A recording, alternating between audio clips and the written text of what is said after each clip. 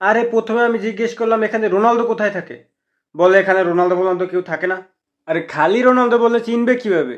YouTuber Ronaldo বলবি তারপর তো চিনবে। YouTuber Ronaldo? হ্যাঁ, এর পিছনের কাহিনী শুনবি?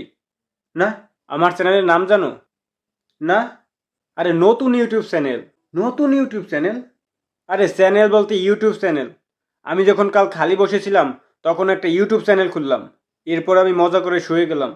যখন আমি ঘুম থেকে উঠলাম তখন সাবস্ক্রাইবার এমন ভাবে বাড়তেছিল, তারপর মোবাইলে নোটিফিকেশন আসলো।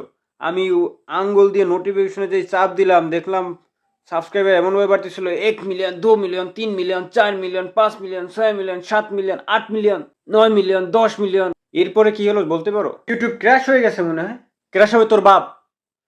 এরপরে ইউটিউবাররা চিল্লাইতেছিল, রোনালদো আধা ঘন্টা সিলভার প্লে বাটন, 1 ঘন্টা গোল্ডেন প্লে বাটন, একদিনে ডায়মন্ড প্লে বাটন জিতে যায়। সব ইউটিউবার চিল্লাইতেছিল যে রোনালদোর আধা ঘন্টায় সিলভার প্লে বাটন, 1 ঘন্টায় গোল্ডেন প্লে বাটন, একই দিনে ডায়মন্ড প্লে বাটন, ইয়ে ইয়ে ইয়ে ডায়মন্ড প্লে বাটন। সব ইউটিউবার আমার চ্যানেলই দেখতেছিল। একই দিনে 10 মিলিয়ন সাবস্ক্রাইব করে পাশে বসে গেলাম। তারপর আমাকে ইউটিউব কংগ্রাচুলেশন বলল। साली चलती फिरती कोकेन है कोकेन।